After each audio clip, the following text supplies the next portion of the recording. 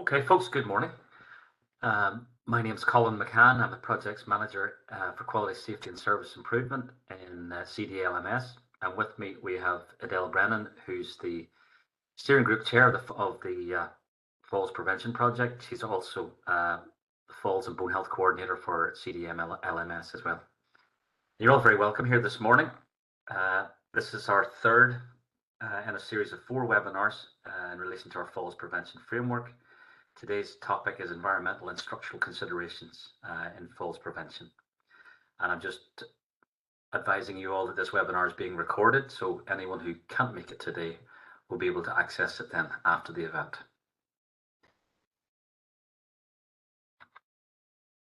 And there's something wrong with my PowerPoint. Excellent. Here we go.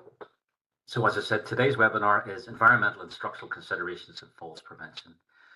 But first, I'm going to give you a little bit of context, and then Adele's going to give you the main body of the presentation. So in terms of the national context, we have actually probably a global context. We have an aging population in the Western world anyway. Our population of over 65 is set to double by 2051. So, hopefully in all our lifetimes. The National Office of Clinical Audit published a report just in June, and low falls now account for 82% of all major trauma in older adults. So that's 82%. It's actually 62% for the population at large. That rises to 82% of major trauma in older adults. A little bit of local context. It's very, very difficult to collect information in relation to falls in the community. So the only information we really have that's reliable is sources from our major acute hospitals. That's Letterkenny, Sligo and Cavan in our area. And between the years of 2020 and 2023, we averaged over 3,300 falls-related admissions to our acute hospitals. That's over 36,000 bed days per year.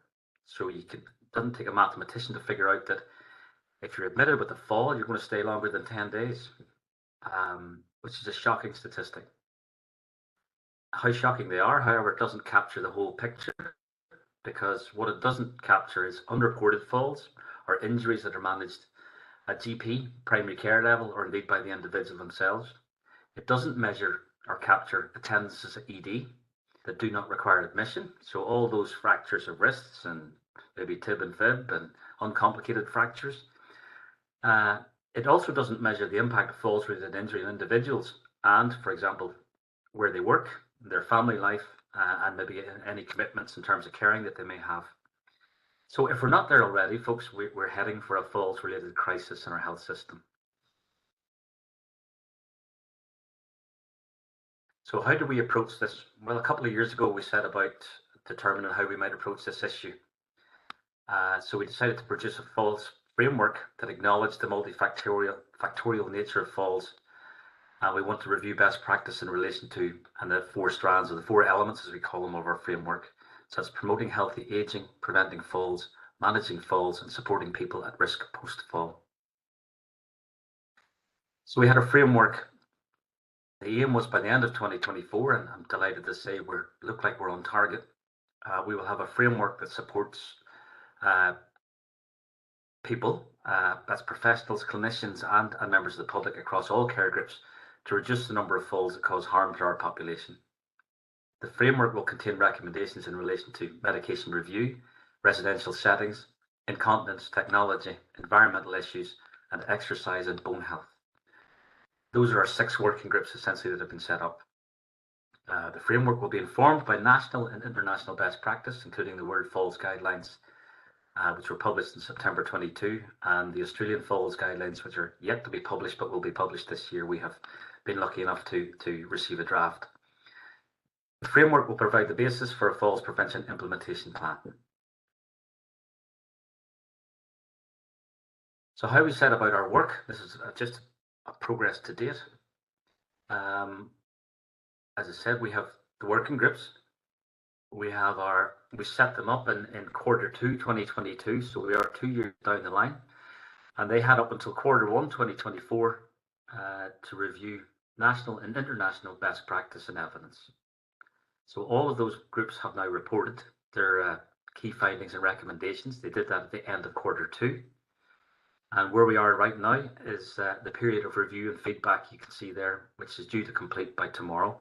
So you're all very welcome to give us your feedback and any questions you might have in relation to the falls prevention framework. And then next quarter, Q3, we will produce a draft framework document. So the purpose of the webinars is, say, we have a series of 4. This is the 3rd. We're seeking feedback in relation to the work of 4 of our groups: medication review, bone health, strength, balance and exercise. And today's topic is environment and structural considerations.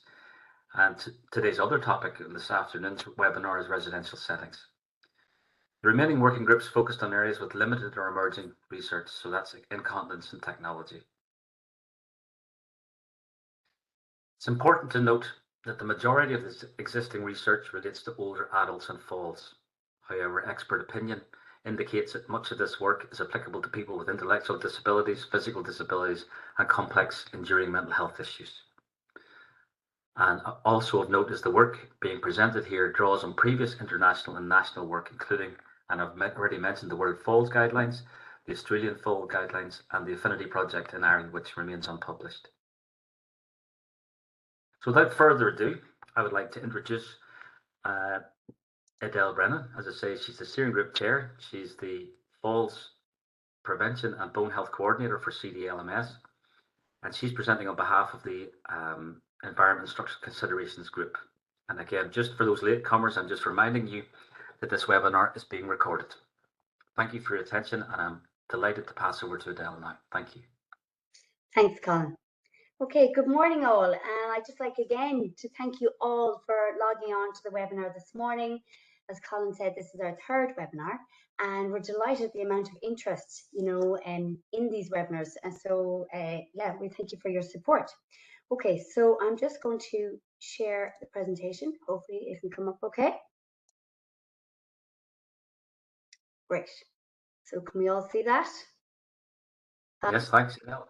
Okay, great. So, as Colin said, I'm going to present today on the workings of the Structure and Environment Working Group. Now, unfortunately, none of the working group could be here today, so I'm just going to go through. So they are Tara Kelly, and she is CNM 3, Quality Risk and Service User Safety for Disability Services in Sligo Leitrim. It's Tracy Hannigan. She is the Occupational Therapy Manager for Primary Care in Donegal, and Karen Gallagher, and she's a Senior OT on the Integrated Falls Prevention Team in Donegal. So as I said, so I'm going to go through the workings, and my background is physiotherapy, so I'm definitely not an expert in this area. So there is room for questions afterwards, but if there's any difficult ones, I'll pass them on to the group. So I'm just going to talk about the role of structure, environment in falls prevention. I'm going to go through the key findings and the recommendations. I'll go through their care pathway that they've done up for structure, environment and risk factors for adults, and then any questions afterwards. Okay, so the latest Cochrane review showed that 30% of all falls are caused by environmental hazards. And Colin mentioned the major trauma report in older adults from showing the data from 2017 to 2021. And that showed that the leading cause of major trauma in older adults was low falls, and accounted for 82% of major trauma in older adults. What the audit found was that 84% of these falls happen in the home or institution. So for example, the nursing home where the person is living. And 66% of those falls occurred within 65 to 70 years, and 95% occurred in those aged 90 years and over. What the report showed that 70% of the major trauma incidents occurred with accidents within the home. So that just shows you the importance of the role of structured environment in preventing and managing falls and supporting people post-fall. So I'm going to go through, as Colin said, they've gone through all the latest research. So I'm going to go through the key findings that the group have found in their study. So what the key findings has found was that environmental risk factors are aspects of the individual's lived environment that may contribute to falls. So for example, your uneven surfaces, inadequate lighting, loose rugs, account for 11 to 55% of falls in older adults. And environmental risk factors are an excellent target for intervention as they're a highly prevalent and modified falls risk factor. There's a high certainty of evidence that home fall hazard interventions are effective in reducing the rate of falls and the number of fallers when targeted to people at higher risk of falling. We all know this. Falls often occurred in the areas of home where older adults spend the most time moving and performing activities. So therefore, it's important to keep these areas that are frequently used clean and clutter-free to enable safe functioning activity. Falls also tended to occur during transitions from carpet to rugs and from non-carpet flooring to rugs. Okay, so what is a home hazard falls intervention? Well, research has said that what it is it's an evaluation of the older adult, including their functional capacity, their home environment, their daily activities using standardized assessments to identify the potential risk hazards. So it's looking at the whole picture. Okay, so that's the key findings. Now we're going to go through the recommendations. So what the recommendations, what the research has shown and recommend is that environmental instruction risks should always be considered as part of the service user's overall falls risk assessment. We should consider home environment assessments for people at low risk of falling earlier on in the course of aging.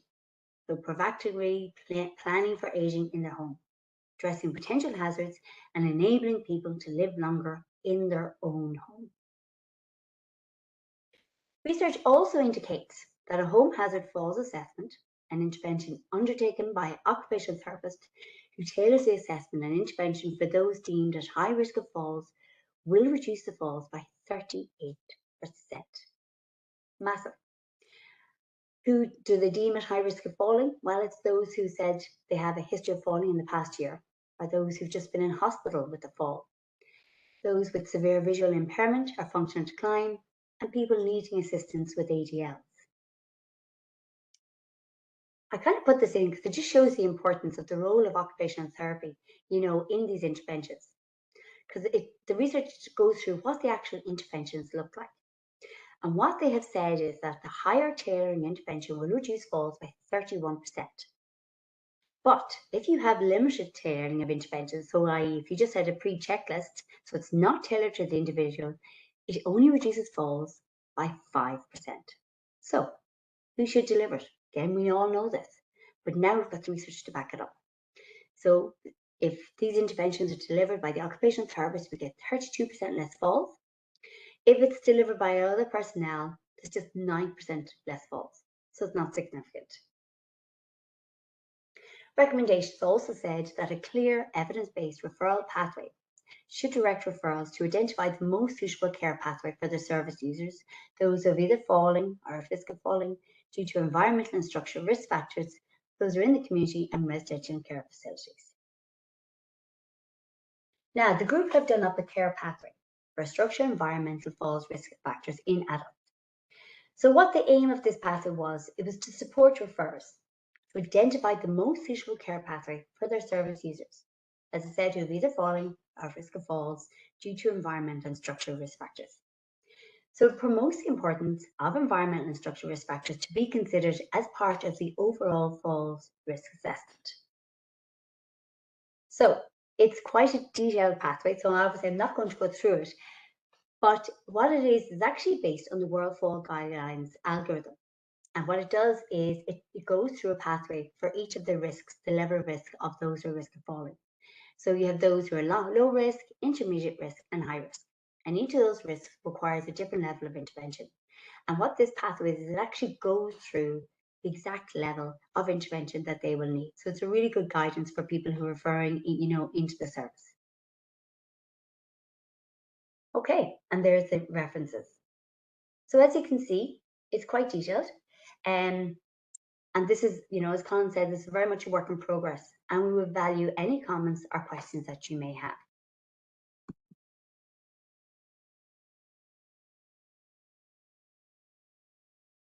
Thanks, Adele. I'd just like to open the webinar up to any questions, and please enter them via the chat function. I'll just wait for a few of those to come through, Adele. Thank you very much for that. It might be useful to to look at the oh, we've got a question. Just think it might be useful to look at the algorithm in maybe a little bit more detail if we can zoom in on it, but we might not have the chance. Okay, there's a question here, and I'm giving the warning that Adele gave us. I gave you earlier on that neither Adele nor I were actively involved in this particular working group, their recommendations and findings. So we're representing them here now, so it's possible we may not be able to actually answer your question. And if that's the case, we will obviously bring it to the group that did do the work. There's a question from Katie. Was a physical disability considered as a risk factor for falls? And these people could be under the age of 65 with neurological or other neurological conditions. Adele. Yes. So, yeah, because actually Tara's in the disability services, and that's very much so. We actually haven't put a cut off of those over the age of 65. So so age is not for that area. Age is not an issue. It's just whatever level of risk that they need. Also, we are working alongside other experts in the area. We're going to be showing it to people who are actually working in the disability services. We're going to bring the framework to them and getting their input on this, and where if there's any extra information that needs to be added to this information. Okay, thanks very much, Adele. I'm just wondering, any more questions coming in, folks? Okay, Adele, just in where we have that, maybe a wee gap, maybe you could update the algorithm again and we can look at it in a little more detail. But it's just, as Adele said, it takes the World Falls Guidelines approach, and it looks at people at low risk, people at intermediate risk, and people at high risk of falls, and where they should be appropriately referred to. And it's very similar to if anybody attended our bone health and exercise webinar last week. It's very similar in the approach that if you're at low risk, there's certain things you can do. If you're intermediate risk, there's certain things you can do. And again, high risk, certain things, interventions that need to happen. So it's very logical, and it's hopefully something that we'll adopt and bring into our own framework, that we'll look at those different risk categories.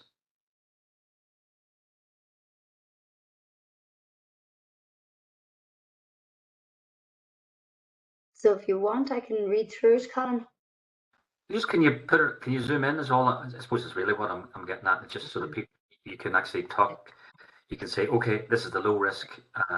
This is what you say for low risk people. This is what you say for intermediate risk people. So I'm zooming in there. Can people see it? No, you're not sharing, Adele. Oh, I'm not sharing. Okay, there you go. You're just looking at your own screen.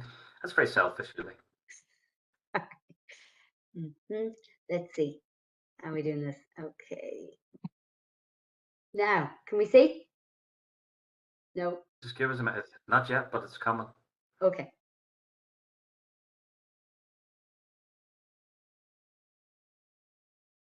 Any luck? Nope. Oh, okay. Sure. Come on. Okay, let's share again. Here we go. Let's take 2. There we go. Perfect. Okay. Okay. All right. Now.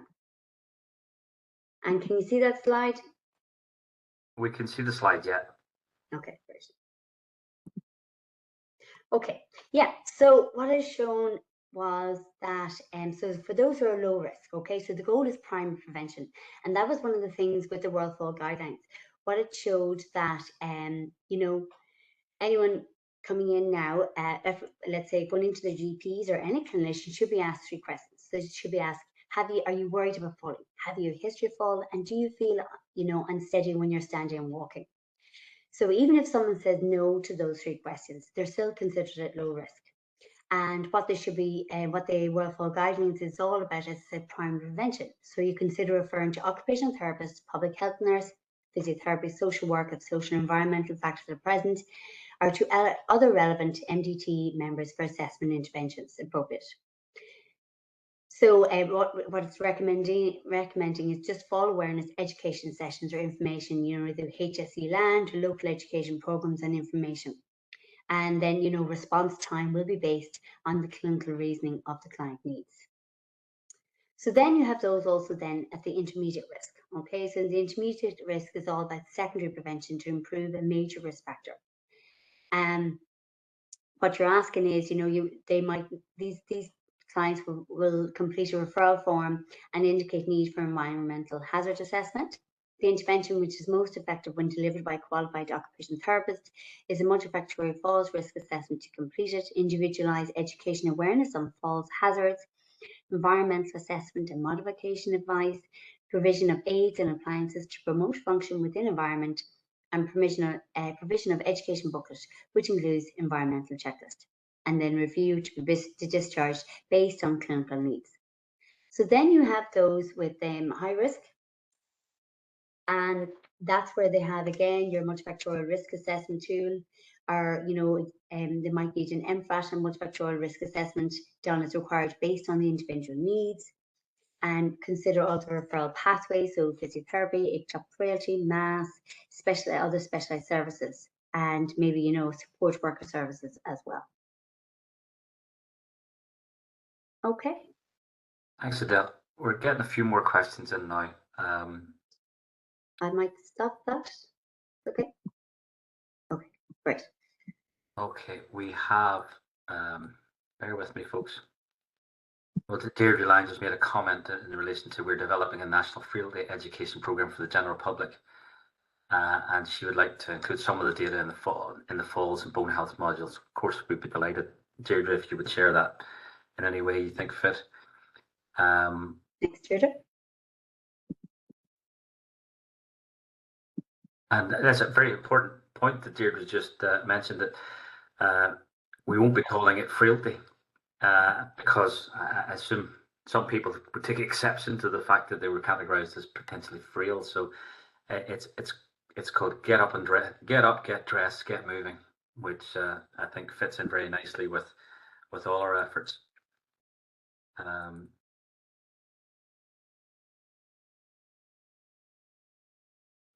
Julie Bradley has asked, has dementia been included in the study?